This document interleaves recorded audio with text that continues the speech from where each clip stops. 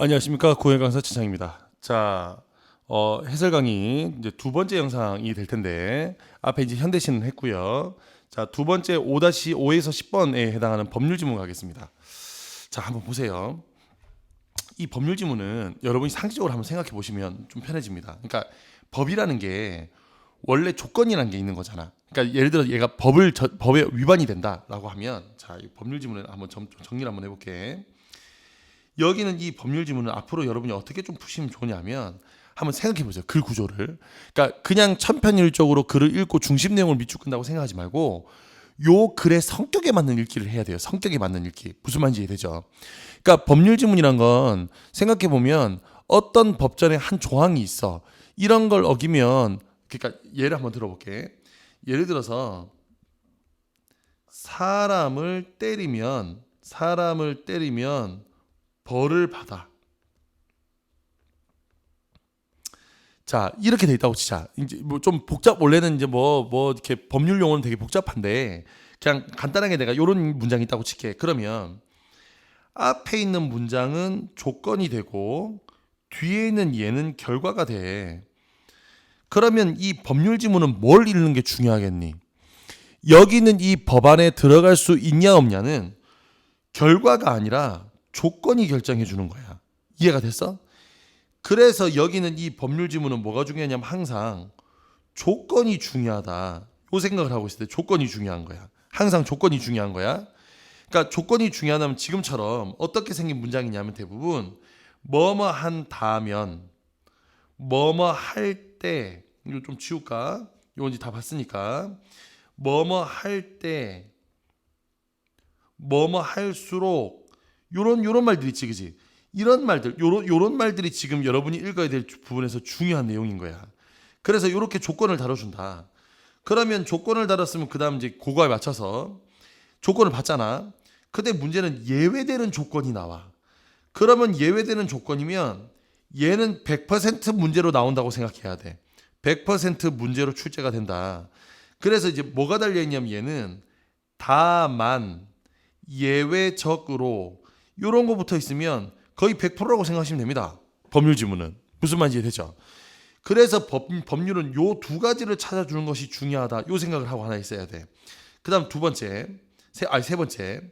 이 법률 지문은 반드시 엄격하게 지켜지고 있는 법률 조항을 물어보기보다는 대체적으로 거기는 그 법의 조건에 포함되지 않는 경우, 그러니까 예를 들어서 법률적인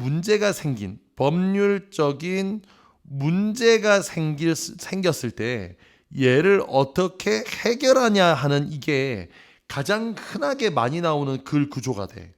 그래서 이런 구조가 여기 문제에 나올 거다라는 것도 여러분이 조금 시험 전에 법률 지문을 보자마자 떠올려야 됩니다. 다시 한 번 더.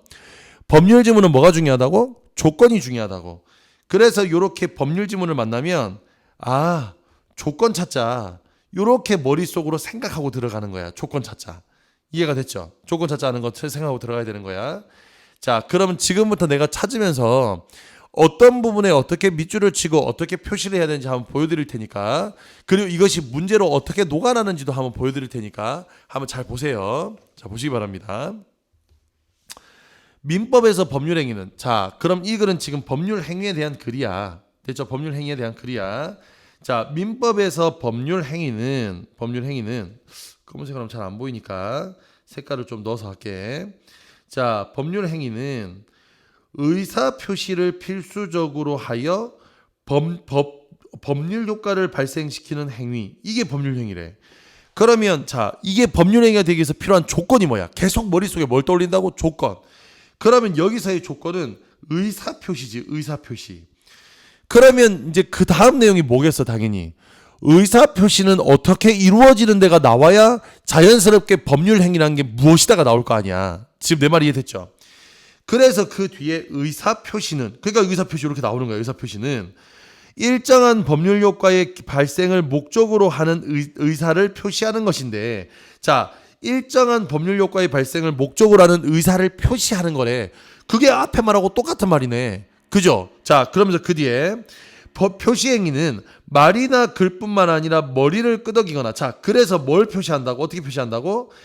표시행위는 말이나 글뿐만 아니라 머리를 끄덕이거나 손을 드는 것과 같은 동작이나 침묵 등도 여기에 포함돼. 그러면 이거 100% 뒤에서 뭐가 나오겠니? 말, 글, 머리 끄덕임, 그 다음에 뭔 동작, 침묵, 이런 거 나오겠지. 그러니까 이런 것들이 뭐가 된다고? 여기는 이 법률행위, 즉 다시 말하면 의사표시의 조건인 거야. 그러면 머리를 끄덕이기만 해도 의사표시가 된 거라서 법률행위가 되는 거예요. 이해가 됐죠? 법률행위에서 의사를 표시한 사람인 표의자의 진위와 표시된 의사가 명백하게 일치하여 이론의 여지가 없을 경우에는 문제가 되지 않아. 자, 아까 했잖아. 문제가 되지 않는 건 우리도 문제가 되지 않아.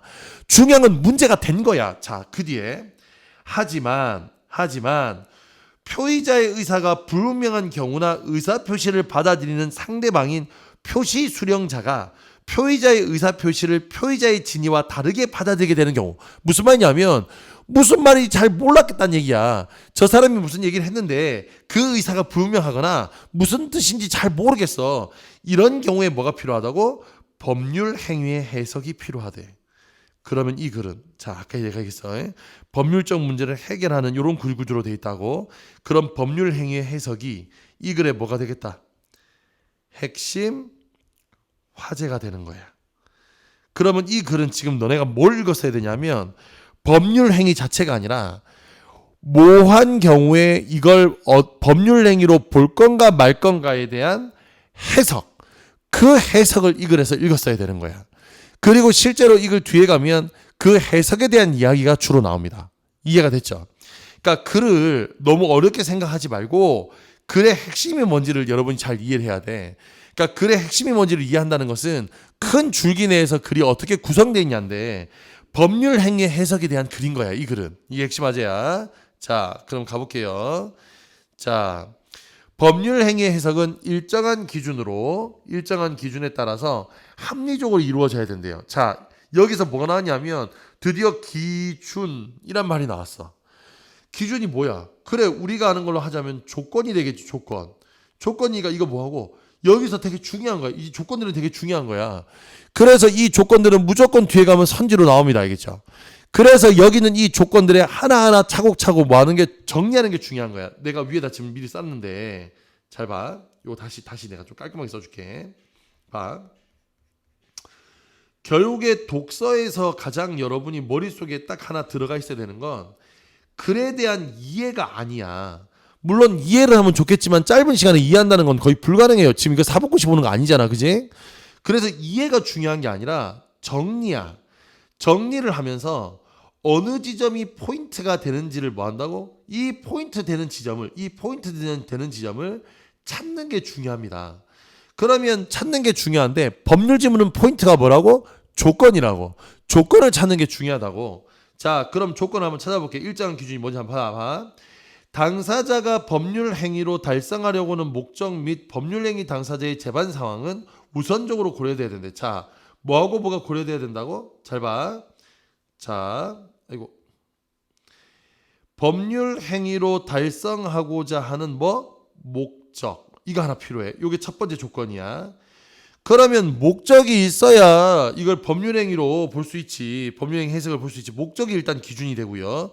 해석을 하려면 목적이 하나 있어야 되고요. 그 다음 또 법률행위 당시의 재반 사정. 이게 두 번째 조건이야. 재반 사정이 두 번째 조건이야. 그러면 재반 사정이 있어야 돼. 자, 다시 한 번 더. 해석을 하기 위해서는 조건이 필요한데 해석의 기준은 일단 첫 번째, 여기는 이 행위의 목적이야. 이거 하나 필요하고요. 두 번째, 지금 당시 상황의 재반 사정이야. 이게 두 번째 필요해. 재반 사정이 필요해. 이 두 개가 있어야 된다고. 그리고 법률 행위의 내용은 대체로 그 분야의 관습을 토대로 이루어지는 게 일반적이라는 점에서 이를 해석의 기준으로 삼을 수 있대. 뭐? 대체로 그 분야의 관습을 통해서 이루어지는 거니까 여기 있는 이 관습, 여기 있는 요게 3번이야. 그럼 모두 세 가지야. 뭐가 있다고? 자, 뭐가 있다고? 목적이 있고요. 됐죠? 재반 사정이 있고요. 맞지요? 관습이 있어요. 이렇게 세 가지가 중요한 거야. 세 번째 3번 관습이야. 자, 그 중에서 목적과 재반 사정은 알겠는데 관습이라는 것은 아무래도 조금 이게 애매하잖아. 그래서 그 밑에 뭐하냐고 관습에 대한 설명이 나오는 거예요. 관습에 대한 설명이. 이해가 됐어? 관습에 대한 당사자의 의사 표시가 없거나, 자, 어떤 경우 관습에 대한 당사자의 의사 표시가 없거나 명확하지 않은 경우에는 관습을 따르지만, 자, 그러면 어떤 경우에 관습을 따른다고? 의사 표시가 없거나 명확하지 않은 경우. 즉 다시 말하면 이 사람의 목적이 뭔지를 잘 모를 경우야. 아니 봤는데 뭔 말인지 잘 모르겠어. 되게 의사표시, 그러니까 그래서 이 관습에 대해서 의사표시를 따로 하지 않았어. 명확하지 않은 경우는 그냥 관습을 따라. 이해되죠? 그냥 관습을 따라. 자, 이게 다시 이제 3-1번이 되겠지, 그지? 관습을 따라요. 그 다음에 당사자의 의사와 상관없이 강제적으로 적용되는 규범인 강제 규정을 위반하는 관습은 효력이 또 인정되지 않아요. 이게 두 번째야. 그럼 어떤 경우에 안 되냐면 여기에 강행 규정을 위반할 때는 안 된대. 그러면 이건 되는 거, 이건 안 되는 거야. 이건 되는 거, 안 되는 거. 요런 거 잘 구분하셔야 됩니다. 자, 법률지문에서 제가 팁을 하나 알려드리면 지금처럼 되는 조건과 안 되는 조건, 되는 조건, 안 되는 조건, 요거 구별하셔야 돼. 되는 조건과 안 되는 조건 구별하셔야 돼. 요거 중요합니다. 되는 조건, 안 되는 조건 구별하는 거야. 내가 나중에 이제 그 유튜브 영상에다가 이제 비문학 독해에 대한 얘기를 할 건데 가장 중요한 건 차이점이에요. 그러니까 구분하는 게 되게 중요한 거야. 얘는 돼. 얘는 되는 거야. 얘는 이럴 때는 관습이 되는데 이럴 때는 안 돼. 이게 구분이 돼야 돼. 한편 법률행위와 관련된 관습이 없고 당사자가 임의규정과 다른 의사를 표시하지 않은 경우에는, 자, 법률행위와 관련된 관습이 없고 당사자가 임의규정과 다른 의사를 표시하지 않은 경우에는, 자, 이번엔 관습이 없는 거야. 관습이 없고 당사자가 임의규정과 다른 의사를 표시하지 않은 경우에는 그 임의규정을 법률 해석의 기준으로 삼을 수 있대요. 자, 요게 몇 번이 되냐면, 자, 위에 있는 것에 4번이 되겠지, 그지? 자, 어떤 거? 이번에는 뭐가 나왔어? 임의규정이야, 임의규정. 요렇게 임의규정도 뭐가 될 수 있다? 관습이 될 수 있다. 그러면 자, 네 번째야. 네 번째. 모두 관습이 없는 경우에는 임의규정도 해석의 규정이 될 수 있대요.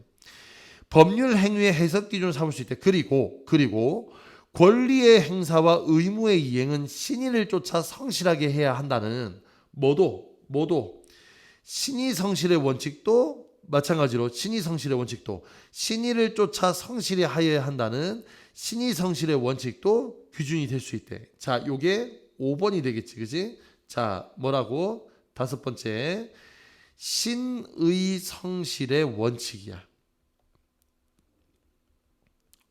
요것도 될 수 있대. 그러면 여기는 지금 규정을 다 따르고 있어요. 그래서 여기 지금 모두 5가지 기준이 나온 거야. 신의 성실의 원칙까지. 자, 여기는 지금 밑줄을 많이 껐는데 밑줄을 많이 끌 수밖에 없어. 왜냐하면 이렇게 조건이 뭐 한다고 열거되어 있기 때문에. 자, 그래서 이제 이와 관련된 문제가 여기는 요 문제로 나옵니다. 7번 문제예요. 그러니까 이 7번 문제는, 자, 생각해봐. 아까 얘기했잖아. 관습에 일정한 기준이 있었다고. 자, 기준 한번 떠올려 볼까? 첫 번째, 목적이 있었죠, 그죠? 그 다음에 두 번째, 뭐가 있었다? 재반 사정을 따져야 돼. 재반 사정을 따져야 되고, 3번 뭐가 있었냐면 관습이라는 게 있었고요. 네 번째, 관습이 없을 때는 임의 규정을 따르는 것도 된대. 근데 얘는 조건이 뭐 한다고? 관습이 없을 때라는 조건이 하나 붙어 있었어. 그 다음에 다섯 번째, 뭐가 있었다고? 신의 성실의 원칙이야. 신의 성실의 원칙도 있었다는 거야. 자, 그 다음에 또 하나 더. 이때 관습은 두 가지야. 만일에 지금 모호하거나 애매해, 의사표시가 따로 없었거나 명확하지 않은 경우에는 관습이 되고, 그 다음에 강행 규정은 관습이 되지를 못해요. 자, 이게 지금 그 문단의 내용이었어. 요걸 그대로 여기다 집어넣으면 돼. 자, 그럼 가볼게. 강행 규정에 어긋나는 관습은, 자, 이렇게 꺼지면 안 되지. 자, 강행 규정이 어긋나는 관습은 여기는 얘 얘기하는 거네, 그지? 그러면 기준이 될 수 없다? 맞는 말이네. 자, 그다음에 목적은 기준이 될 수 있다. 맞는 말이잖아. 목적 여기 있잖아. 자, 그다음 권리의 행사와 의무의 이행과 같은 성의 원칙은 기준이 될 수 있죠. 맞죠? 그다음에 4번에 관련된 관습이 없고 당사자가 임의 규정과 다른 의사를 표시를 하지 않으면 임의 규정은 기준이 될 수 있대. 자, 임의 규정은 기준이 될 수 있어. 맞네. 자, 여기서 관습이 있을 때 당사자가 그 관습을 따르겠다는 뭐 의사 표시가 있어야 된다 그랬는데 아니잖아, 얘가. 자, 아까 전에 뭐가 관습이라 그래서 뭐가 된다. 아까 전에 지문에 있는 그대로 갖고 와야지. 자, 여기서 반드시 갑니다. 비문학에서의 답의 기준은 비문학에서 답은 직관적이어야 돼.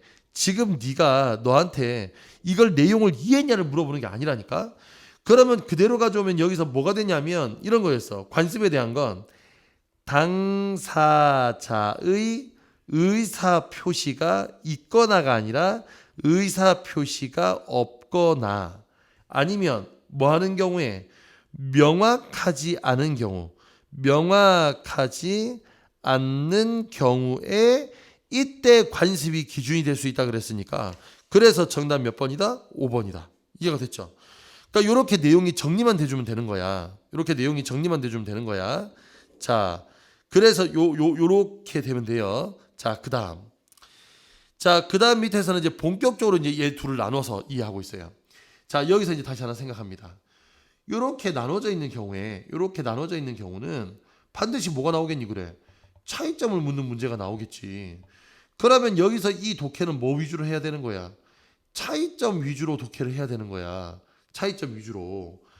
도대체 여기서 뭐가 차이점일까? 이 차이점 위주로 해야 된다고.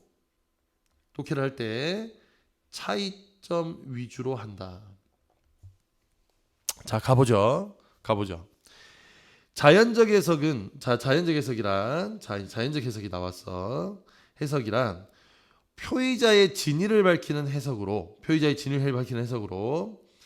계약서상의 문구와 같은 표시 행위에 얽매이지 않고 재반 사정을 종합하여 표의자의 진위를 밝히는 해석인 거야.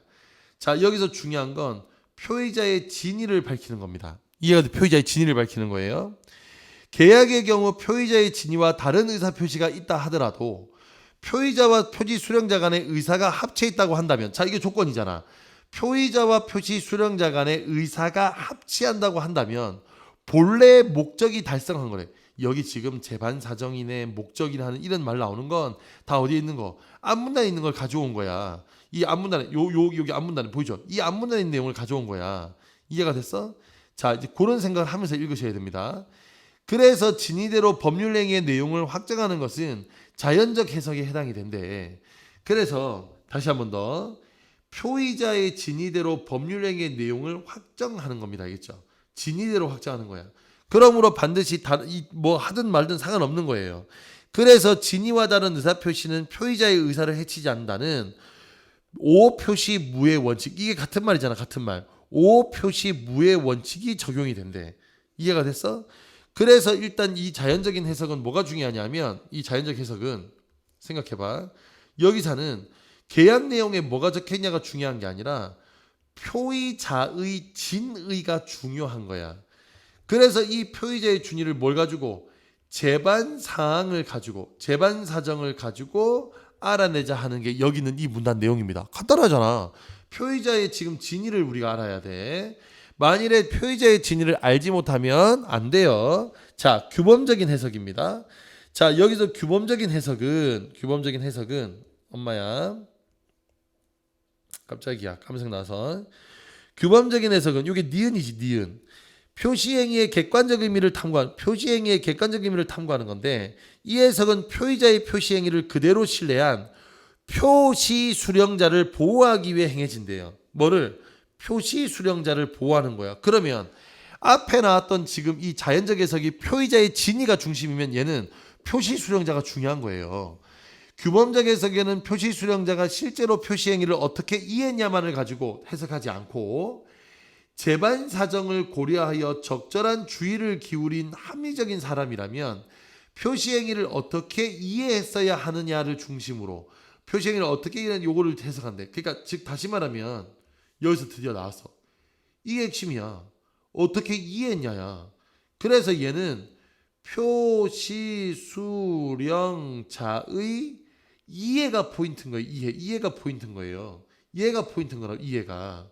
그래서 여기에 뭘 쓴다고? 지금 위에서 요걸 하나 하자면, 그래. 지금 여기는 표의자의 지금 진위가 중요한 거면 얘는 표시 수령자가 어떻게 이해했냐가 중요한데, 표시 수령자가 어떻게 이해했냐가 중요한데. 자, 이때 여기도 뭐가 들어간다? 재반 사정이 들어가는 거야. 그래서 얘를 통해서 얘를 어떻게 했냐야. 어떤 계약에서 계약서의 내용과 일치하는 주장을 하는 표시 수령자가 계약서의 내용과 다른 주장을 하는 표의자의 진위를 알지 못했던 경우에 표시 수령자의 주장을 인정하는 것은 규범적 해석에 해당이 된다. 무슨 말인지 알겠죠? 그래서 표시 수령자의 주장을 인정하는 거예요. 그런데 이때 표시 수령자가 표의자의 진위를 알았거나 또는 알지 못했다 하더라도 표시 수령자의 과실로 표의자의 진위를 알지 못했을 경우에는 표의자의 의사를 인정하는 해석이 이루어질 수 있대. 그럼 이건 여기에 적용이 된다 안 된다? 내가 있잖아. 모든 규범은 적용이 되는 것과 안 되는 게 있는데 얘는 안 된다야. 여기서 지금 뭐 한다고? 안 된다야. 표의자의 의사를 인정한다고. 표시 수령자의 이해는 안 된다야. 어떤 경우에? 조건이 뭐라고? 과실이야. 그래, 좀 더 넓게 보면, 여기서 좀 더 넓게 보면 표시 수령자의 과실이야. 이게 있으면 인정되지 않아요. 규범적 해석의 결과로 도출된 법률행위의 내용이 표의자의 진위와 다를 경우에는 표의자의 법익이 침해될 수 있어. 그래서 이제 한 번 더, 표의자는 법률행위에 중요한 의사표시가 차후가 있다는 것을 입증함으로써 해당 의사표시를 취소할 수 있어요. 그러니까 여기서 표의자가 뭐를 입증해내야 된다고? 뭐를? 자기의 착오가 있었다는 것을 입증하는 거야.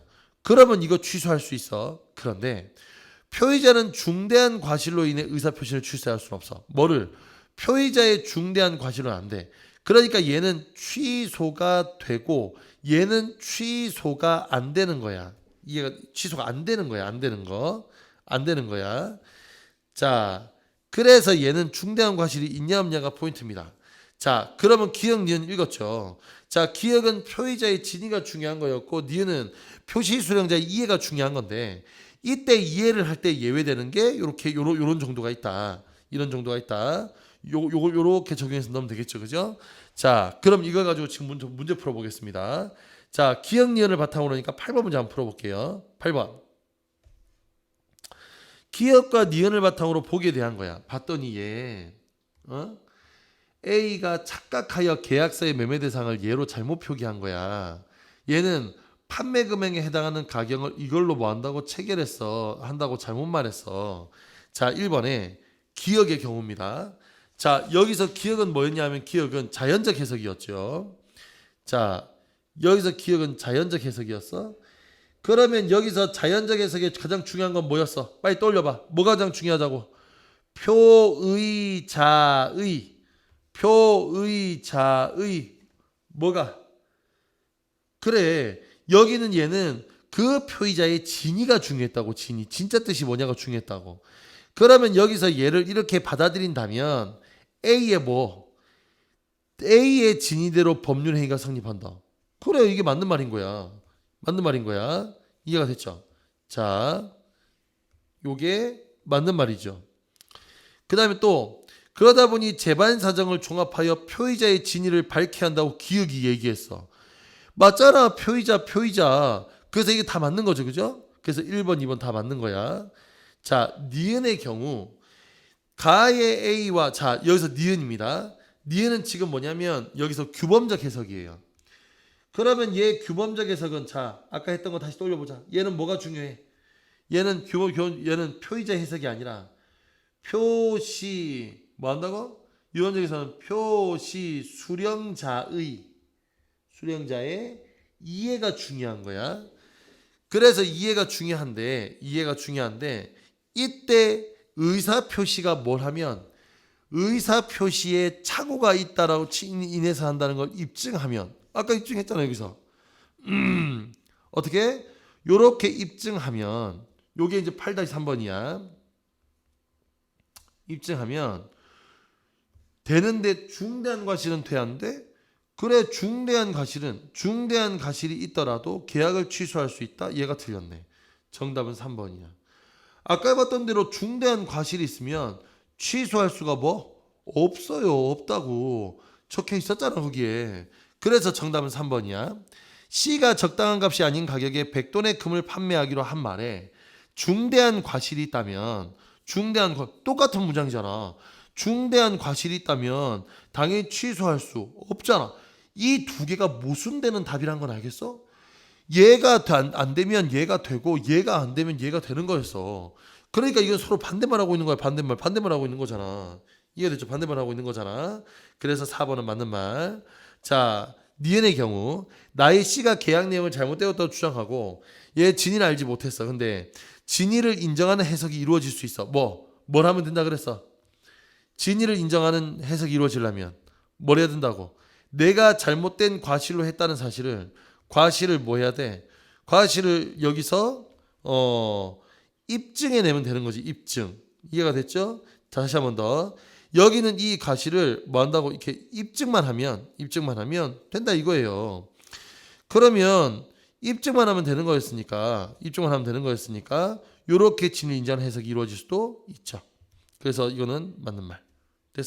그래서 정답은 얘는 3번이 되는 거야. 어렵지 않잖아. 자, 지금 다시 한 번 더. 내가 아까 다시 강조했지만 뭐가 중요하다고? 차이점을 찾는 게 중요하다. 그러면 차이점을 찾으면 기억은 표의자의 진위가 중요한 거였고 니은은 표의자가 아니라 표시 수령자의 이해가 중요했다. 됐죠? 요렇게 뭐 해준다고 요렇게 구분할 수 있어야 돼. 자, 이게 핵심이니까요.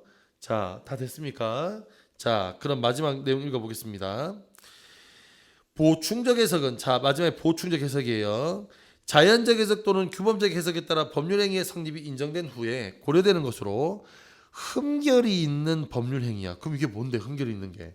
모든 법률행위에서 할 수 있나 주로 계약에서 이루어져. 어떤 계약에서 계약 체결 당시에 미처 생각하지 못했던 상황이 계약 체결 이후 발생했다면 문제가 되었을 때 그게 뭐라고? 흠결 있는 법률 행위여서 미처 생각하지 못했던 상황이 계약 체결 이후 발생하면 문제가 되었을 때 이렇게 될 수 있대. 자, 여기서 만약 계약 당시 알았다면 당연히 요걸 고려해서 할 수 있겠지. 그러니까 이런 문제가 발생했을 때 보충적 해석을 한다는 거야. 자, 그래서 이제 요거야. 요 내용이 이제 이해가 잘 안 될 거기 때문에 미처 생각하지 못했던 상황이 계약 체결 이후에 문제가 발생했을 때 요 보충적 해석을 어떻게 해주냐가 불안하기 때문에 그 다음 문제에서 이렇게 예시를 준 겁니다. 알겠죠? 자, 그럼 예시에서 여러분은 뭘 찾아야 돼? 예기치 않은 상황을 찾아야 되는 거야. 가령 서로 다른 곳에서 병원을 운영하고 있는 의사 갑과 을이 서로의 병원을 교환하기로 계약을 하고 병원을 옮겼어. 그 후 을이 그 교환 계약이 무효라고 주장하면서 이런 상황이 생겼다고. 이런 의사를 표시하였대. 그게 아까 말했던 그 의사겠지, 그지? 그랬더니 여기에서 이렇게 개원하는 게 있었다고 하는데 문제는 여기에 돌아올 것을 여기에 계약 당시 상대방이 종전에 운영하던 병원으로 돌아올 가능성을 염두에 두지 않아서 이게 이거잖아 지금. 그래서 이것이 분쟁의 원인이라고 판단했다는 거야. 자, 구호 문제 봐. 그대로 써져 있는 거 찾는 거야. 계약 당시에 종전에 운영하던 병원으로 돌아올 것이라는 가능성을 염두하지 않았어. 그래. 그러니까 정답은 5번이야. 5번. 딱 그렇게 써져 있잖아. 이해가 됐죠? 내가 찾는 거라 그랬지 이해가 아니라 찾는 거라고. 내용이 정리만 되면 된다고. 자, 그럼 다음 문제 한번 풀어보겠습니다. 일단 10번의 정답은 4번이고요. 이건 각자 풀어보시면 될 것 같고 5번. 그럼 이 글의 전개 방식은 어떻게 되냐? 법률행위의 해석과 그 필요성 의의를 밝히고 해석 기준 요거네요. 정답은 1번이네요. 자, 6번 갑니다. 민법에서의 법률행위는 의사표시를 반드시 필요한다. 이건 1문안에 나왔고요. 자, 보충적 해석은 법률행위의 성립이 인정된 후에 고려되는 해석 방법이다. 이거 어디 나오냐면 1, 2, 3문단, 4문단, 5문단. 그렇죠. 5문단에 갔더니 여기서 요 보충적 해석이란 건 여기서 법률행위의 성립이 인정된 후에 이루어지는 거 맞고요. 언어적 표현 없이 몸짓만으로 가능하다. 이것도 맞고요. 법률행위 해석은 법률 행위의 성립과 유효성에 판단을 하는데 매우 중요한 역할을 한다. 이것도 맞는 말이고요. 그럼 1번이고 3번이고 4번이고 다 뭐? 1문 안에 있는 거죠. 1문 안에 있는 거. 1문 안에 있는 거죠. 다 1문 안에 있는 거고요. 자연적 해석에서 적용되는 오표시 무의 원칙은 이거 또 나왔다. 오표시 무의 원칙이야. 오표시 무의 원칙. 어디 있어? 여기 있잖아. 오표시 무의 원칙. 근데 여기서는 뭐가 중요하대? 표의자의 진위가 중요하대. 표의자의 진위가 중요하대. 표의자의 진위가 중요하대. 정답은 5번. 됐죠? 정답은 5번. 자, 그래서 이렇게 풀어주시면 되겠습니다. 다시 한번 정리할게요. 법률 지문에서 뭘 찾는 게 중요하다? 조건. 만일에 법률이 하나가 아니라 여러 개 나올 경우에는 뭐?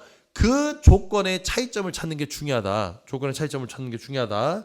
요거 잘 생각하시고 한 번 더 쭉 한번 읽어보시기 바랍니다. 자, 그럼 오늘 영상은 이것으로 마치겠습니다. 다음 영상에 다른 해설 강의, 다른 영상으로 또 찾아뵙도록 하겠습니다. 그러면 항상 건강하시고요. 행복하시고요. 다음 시간에 다시 뵙도록 하겠습니다. 안녕.